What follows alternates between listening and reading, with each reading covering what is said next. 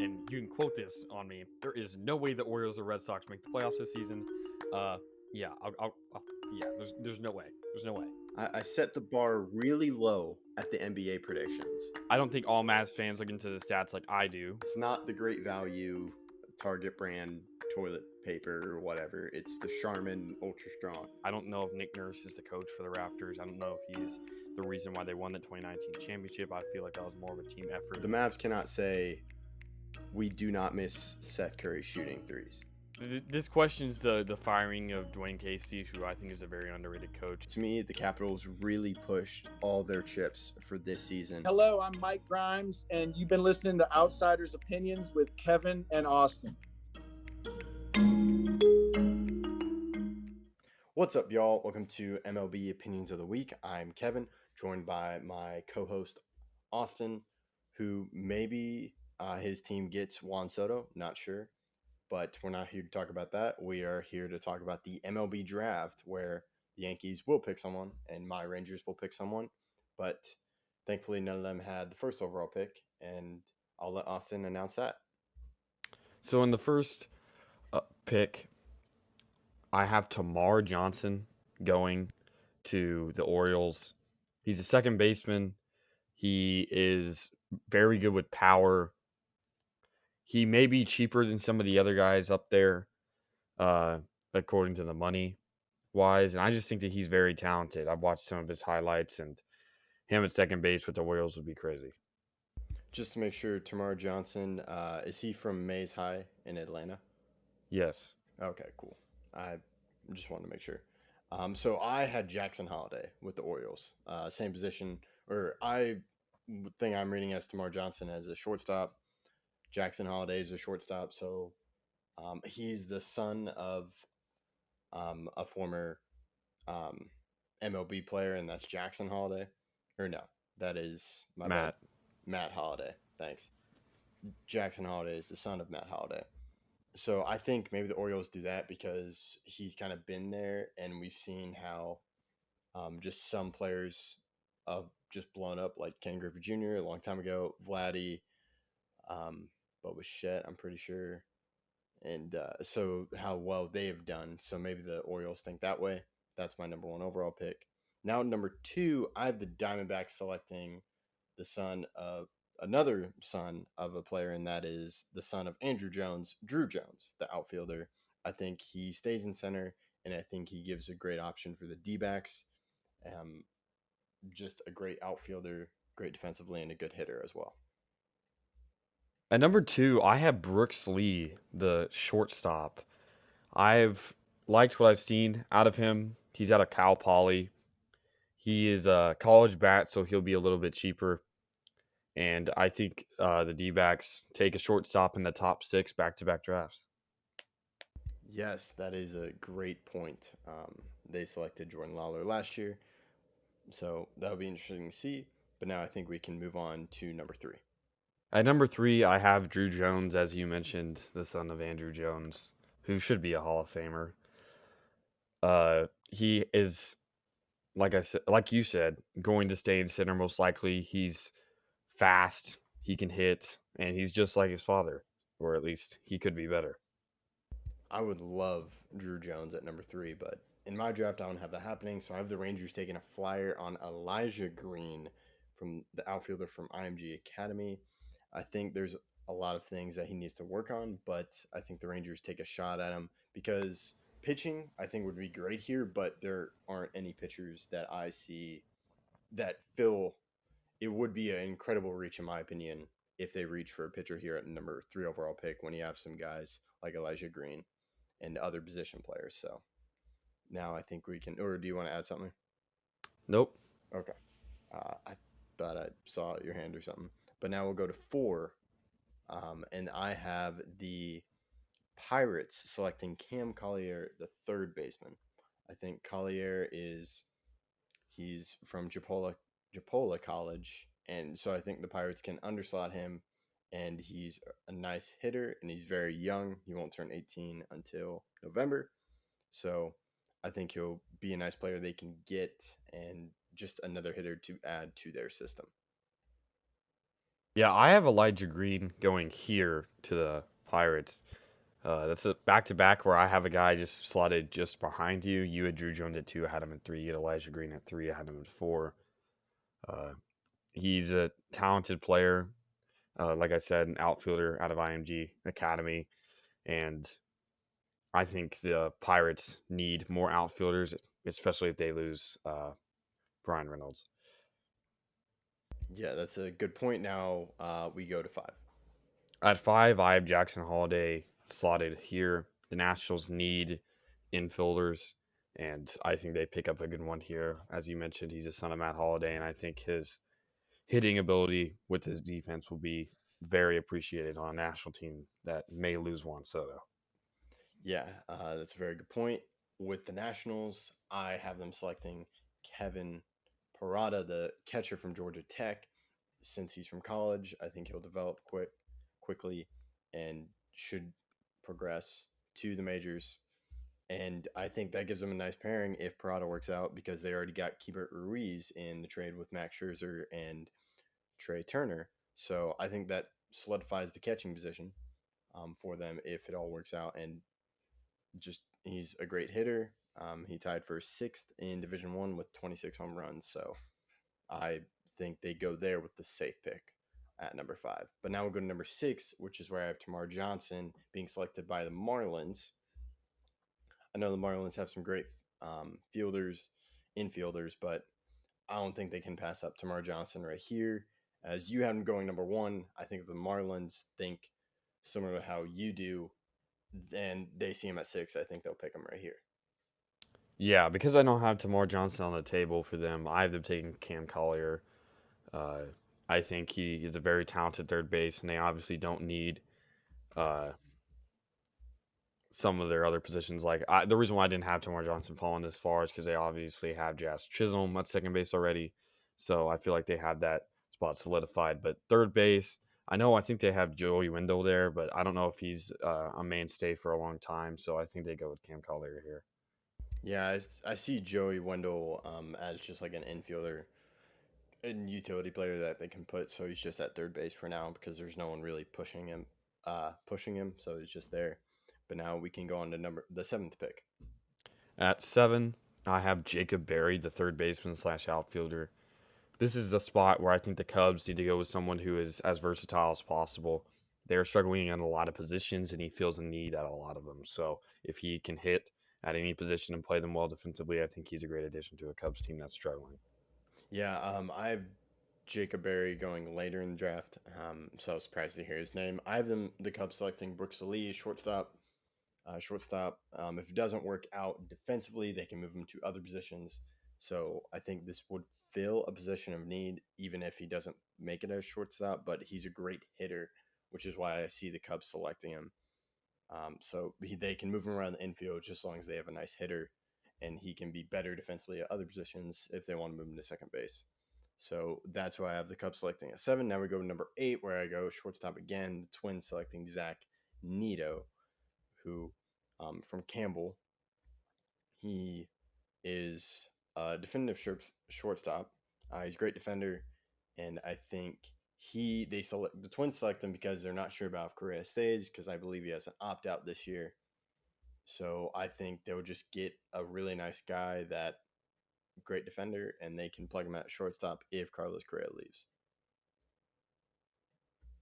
So at 8, I have Kevin Parada going here. I didn't want him to fall too far, and the Twins do need a catcher moving forward. So I feel like Parada is a good fill-in here. He's another talented player. He went to Georgia Tech, and I feel like he'd be a best fit here. Yeah, Gary Sanchez is the catcher for him right now, but that's just a fill-in because Gary Sanchez is not a good defender at catcher. So I totally see why you made that pick and why the Twins would make that pick. So now we go to 9. At 9, I have Gavin Cross, the outfielder. This was getting hard for me, but the Royals do need outfielders. They're probably going to lose Andrew Benintendi. They traded away Jorge Soler last season. They're losing outfielders, and I feel like they do need one, and I think Gavin Cross is a quality outfielder here. He went to Virginia Tech, so he's going to be cheaper because he's out of college. Yeah, so I don't have the Royals going outfield. I have them going pitching because their pitching, I think, just needs a lot of work, even if they're calling up guys and they're just not playing well in the majors. So I have them selecting Cade Horton, the right-handed pitcher out of Oklahoma. He's a college pitcher, so hopefully he can progress quickly and be in the majors in 2 years or so, not like a high school player or and it would not like a high school pitcher. So they would just get a guy that can pitch for him very soon when they want to be competitive. But now we can go to number 10. I have the Rockies selecting Jace Young, the brother of Josh Young. I think Jace is a great hitter. He's listed as second base and third base, and he's done well at Texas Tech. He does have, I know I read something about how he holds his bat really far behind, but he had a slash line of 337, 462, and 697, and he had more walks and strikeouts. So I feel the Rockies see a hitter like Jace Young and they pick him up. I have the Rockies here at number 10 taking Jack Neto. I know you had him being taken earlier. Shortstop's another position of need in the Rockies system. They obviously lost Trevor Story this past season, so they really do need someone to be a mainstay at a position that they've had pretty good shortstops, Troy Tulowitzki and then Trevor Story. So historically, they've had good players at the position, and I think they try to go there again. That's a very good point. And now I believe we are at number 11. Yes, this is where I have Jace Jung going, the second baseman out of Texas Tech. I think that he fills in nicely on a Mets team that still needs a second baseman. I know they have Lindor at shortstop, but I don't really trust it, their second base position. I know they have, I think, Jeff McNeil there, but I feel like this could give them more power at that position than they already have. Yeah, that's a very good point.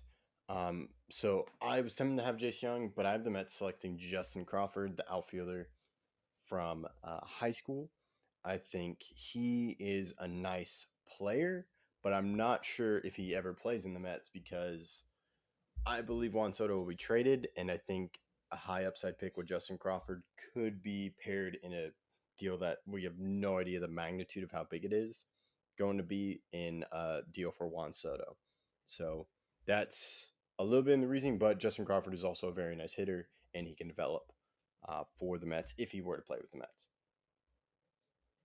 Now I think we can go to 12, where I have an outfielder selected, Gavin Cross. I'm a little bit later than you. Tigers, I think, jump on an outfielder, even though pitcher, I think, is a need for them because Mize and Manning got hurt this year, and Jackson Jobe hasn't done as well as people thought. But I just don't see, there weren't a lot of pitchers that I saw high end, like Horton, I had going high, but not a lot of others till later. So I think the Tigers just go with a really nice hitter here. At 12, I have the pitcher Dylan Lesko.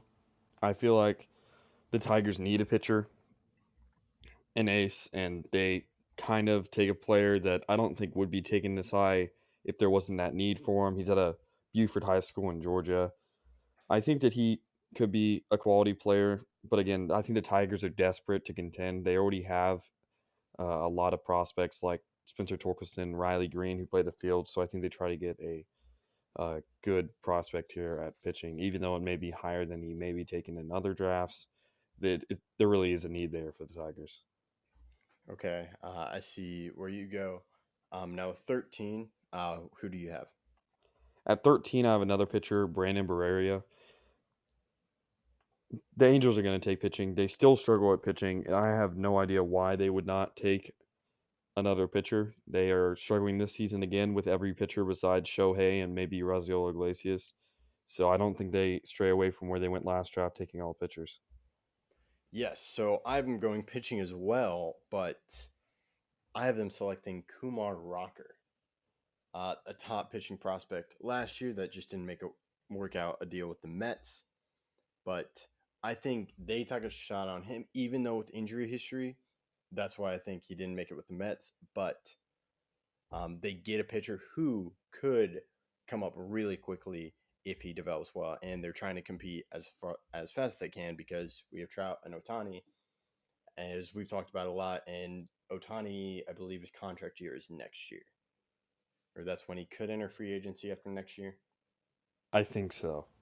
So I think they're keeping that in mind, and they want to be competitive. So that's my reasoning behind the Kumar Rocker selection. But now we go to 14, which is Jacob Berry. I'm going to the Mets.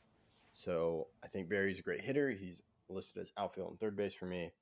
So the Mets could need hitters, and they need to replenish the system. If I feel they're one of the teams that will be pursuing Juan Soto. So if they were to give up a lot for Juan Soto to get him, I feel they would need a lot of hitters and just great players. And I think they do that with selecting Jacob Berry here. For the Mets, I have them taking Daniel Susac, the catcher. I think that they need a catcher moving forward. Again, they may trade their catcher they have now for Juan Soto, like you mentioned. He's a good catcher that went to Arizona, so he'll be a little bit cheaper because he's out of college.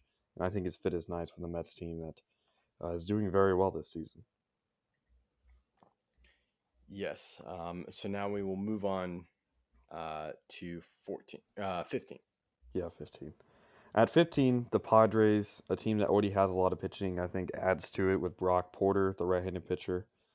I think that he is a good fit here, and while there has been a lot of young pitching that has done well for the Padres, they're a little bit reeling right now. So I think you can never have too much pitching, and I think that he fits well here. So you and I agree. I have Padres selecting a pitcher, and it is Barreria, because maybe I kind of see them as another team, but they do need pitching. But by another team that could be pursuing Juan Soto and giving up a lot. Maybe that includes Mackenzie Gore. I know that's a big name, and he's doing well for them, but to get Juan Soto, you're going to have to part with a lot of prospects. So maybe Barreria would be a very nice player to replace the loss of the players they could potentially lose. But now we go to 16, where I have the Guardians selecting pitcher Dylan Lesko. I know this may be a lot higher than other people think, but I think the Guardians take a shot on Lesko because I know his injury history, but maybe the Guardians work something out and he's just performing well. And in a few years, we're like, how the heck do the Guardians have another great pitcher? So that's who I have the Guardians selecting. Yeah, I had Lesko going at 12, so we both have him much higher than a lot of people have ranked him. I've seen a lot of mock drafts. At 16, I have them also taking a pitcher, the right-handed pitcher, Gabriel Hughes. I feel like they need another pitcher because they like you mentioned, they always have good pitching because of guys that they have drafted. So I think they continue that. He's uh, a good prospect, and I think that he'll fit in nicely here. Now we will move on to 17. At 17, I have the shortstop Cole Young. It's been a while since we've had a shortstop in my draft, at least, and I think Cole Young, out of North Allegheny High School in Pennsylvania, is a good pick here. The uh, Phillies are a team that's always struggled with shortstop. I know Didi's playing much better this season, but obviously he won't be there in the long term. So I think shortstop's a player. I mean, a position of need for them. So I have a position need, which would be catcher, and that's Susac being selected by the Phillies. We're not sure how Real Muto, how long he's going to stay and keep playing. So I have them selecting Susac, the catcher from Arizona. So that is my pick. Now we'll move on to 19 or 18, where 18, I have Cole yeah. Young. So we're flipping. You had Cole Young selected by the Phillies. The next pick, I have Cole Young selected by the Reds. Young shortstop, and I think just a great player for the Reds to add to their system because that's what they need. I go shortstop back to back here. I have Jet Williams, another, like I mentioned, shortstop. I think that he fits a need for the Reds, which really everything is a need. He went to Rockwall Heath High School in Texas, and he's a good player. I've seen a lot of drafts have him higher, and a lot of drafts have him much lower than this. But I have him really in the middle of the draft, going to a Reds team that, like I said, is struggling in a lot of positions. Yeah, that could be an understatement of struggling for the Reds. Yeah. And I will go on to 19. At 19, I have the Athletics taking Dylan Beavers, the outfielder from Cal. I think that the Athletics need to take a cheaper guy because of the financial situation they're in, and taking a college guy. They also need outfielders, so I think he fits perfectly here. Yeah, I couldn't agree more because that's what I have. So 18 picks in, and now we have our first agreement in our predictions video. It's just a common occurrence, and I think you made great points. And the A's are a team that needs help almost everywhere, especially with what could happen at the trade deadline. So now I think we can move on to 20, where I have the Braves selecting Gabriel Hughes, a pitcher. I'm a little bit higher, or no, it's around where I think some people have him. He's a pitcher from Gonzaga, and I think he's um, he's touching 97 miles per hour. And I think the Braves just see another pitcher that they can add, and because you don't know what's going to happen with, oh man, shoot, what is his name? It's the Achilles. Oh man, why can't I remember his name? Shoot, do you know who I'm thinking of?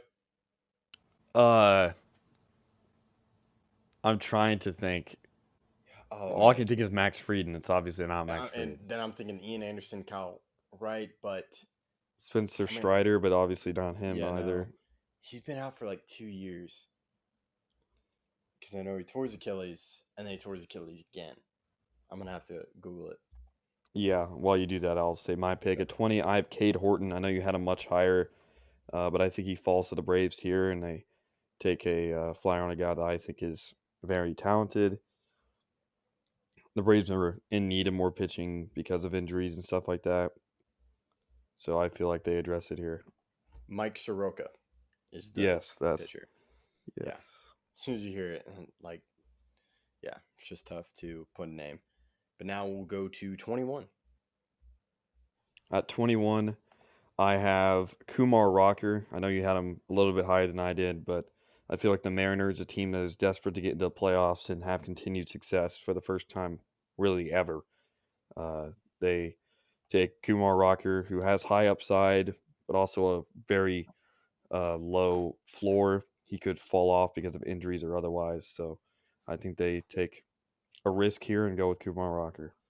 And that would be a risk that would have high payoff if it works out. So that would be very interesting to see Kumar Rocker with the Mariners. I have them going outfielder Chase Delator. I know they're stacked with outfield with Kalenic and, of course, Rodriguez. Kalenic, I know, got sent down, but maybe I think they keep him. They draft another one in Delator who needs some work so he can take some time, and they're pretty stacked at outfield. So they'll make him even more stacked if it worked out. So now we'll go to 22, where I have the Cardinals selecting Drew Thorpe, pitcher, because they need pitching. Adam Wainwright can't pitch forever, as maybe that may be a shock to some Cardinals fans, but I think they go pitcher here, and because they're pretty stacked everywhere else. Here I have the Cardinals taking third baseman Tucker Toman out of Hammond High School. He's had a little bit of injury history, but I feel like that he has one of the highest upsides when it comes to hitting. And with that being the case, if he doesn't work out fielding wise, you can just move him to DH. So I feel like he is a high upside hitter, and the Cardinals every team could always use more hitting, and I feel like he definitely fills that. That's a great point. Now we go on to 23. At 23, I have the Blue Jays taking outfielder from Tennessee, Drew Gilbert. I think that he's another college player, so he's going to be a little bit cheaper, and I feel like the Blue Jays are a team that could address outfield. I know they already have some good outfielders like Teoscar Hernandez out there, but you can't really have too many outfielders because you got to have backups and everything. And I think Drew Gilbert's a good player for them. Yes, and now I have the Jays selecting a pitcher, Brock Porter. So I think pitching has been a big need for them as their Barrios is having trouble. Gosman, it's not their pitching hasn't lived up to what they thought it would be this year. So I think they add another pitcher in Porter this year for the next few years. Now we're going to 24. I have Cooper Herpe being selected by the Red Sox, another team that I think needs more pitching and because they don't know about Chris Sale, and you can't have too much pitching. So I think the Red Sox select the pitcher here. I have the Red Sox going outfielder with Jacob Melton. I think that he fills a need for them because they've had a lot of outfielders, but they've obviously lost some. Like Kyle Schwarber played outfielder for them last year, and then he played first base, and now he's with the Phillies. They've had some other guys like Mookie Betts, so I think they try to get a consistent outfielder for them. I know they have guys like Verdugo and some other players, Kike Hernandez, who could play outfield for them, but I feel like they go with Jacob Milton here. Now we go to your Yankees, and you make the pick. For the Yankees, I have them taking right-handed pitcher Blade Tillwell. You could always use more pitching, and with guys like Jonathan Loáisiga, Aroldis Chapman struggling, along with guys like Licky struggling as well. And we could always use another starting pitcher because Tyone has struggled in some games recently. Obviously not his last start versus Red Sox the other day, but just before that, last like 3 games before that, he was struggling. So I think we go right-handed pitcher. I like Blade Tillwell. Watch some of his tape, and I think that he would be the best fit for the Yankees. Now with the Yankees, I have going outfielder with Drew Gilbert. So right after you, once again, I know y'all have been linked to another outfielder because you don't like Joey Gallo. Shame on y'all for how that is working out. So, and maybe Aaron Judge leaves. I know we're not ready for that talk. Just saying, you could use an outfielder, and I think he's a good hitter as well. So you could move him to DH. So, any quick thoughts on that?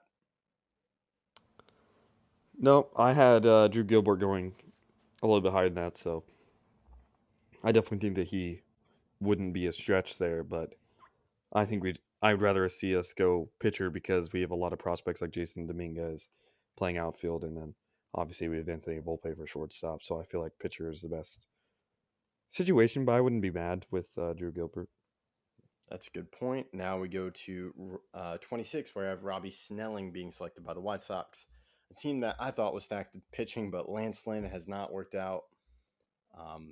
They do have Dylan Cease, but pitching really hasn't been as strength as I thought it would be, and as they thought it would be. So I have them going pitcher here. Interesting. I think they avoid going pitcher this first round, and they go with outfielder Spencer Jones. I like Jones, and I think that he kind of fills the need for the White Sox as they are struggling at right and left field, and they're having injury issues. Like they had Luis Robert out with injury a couple of times. I think he got hurt again not too long ago, unfortunately. So I feel like Spencer Jones out of Vanderbilt is a good.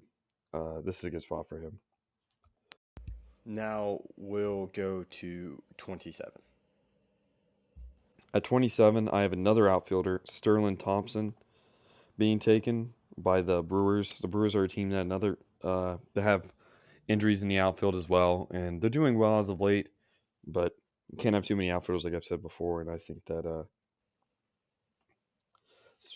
Sterling Thompson fills a need for them too.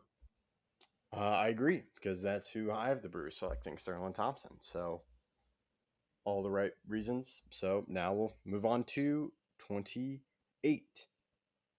I have Carson Whisenhunt, the pitcher being selected by the Astros. I know Verlander's been playing well, but I think Whisenhunt is a young player, and he didn't throw that many innings. He only threw 16 innings on the Cape after his suspension. So I think he will take some time with the Astros and then could turn out really well for them. I have the Astros taking a player, another outfielder, my third outfielder in a row, Henry Bolt. I like Henry Bolt. I feel that he's out of Palo Alto High School in California. I don't see many people taking him this high, but I've watched some of his tape, and I really think that he could be a good player. And he seems like an Astros type pick, a guy that many people don't have rated high or may have some things that only the Astros would see, but I think that they go with him. I would not be surprised by that, but now we will go to 29. At 29, I have Caden Wallace, the third baseman out of Arkansas, going to the Rays. The Rays obviously lost Joey Wendell, their third baseman, and they obviously have some other good infielders, but I think third base is a position where they will address in the first round here. And I like how Caden Wallace played in college. He'll be a little bit cheaper because of that. And yeah, I think it's a good spot for him to go. So I have the Rays going pitcher again. It's my second pitcher in a row. Jacob Mizrahisky. I think it's an underslot deal, but it's a lot of people don't have him. But I think the Rays select him because they really impressed with him and they get to add another pitcher to their system. But now we go to our final pick, and that is Jacob Melton with the Giants. I believe they need outfield help, and Melton will fill that need. And he's been a great hitter for OSU, and I think he can offer some great hitting for the Giants. I have Justin Crawford here, the outfielder. I don't see him as much as high as you do. I know you had him in, I think, the top 10, but I had him just outside the top 10, like 11. oh, okay. So that's 19 pick difference. So yeah. I'm just not as high on him, but I feel like that he does deserve to be a first round pick, and the Giants take him. Yeah, I can totally see that happening.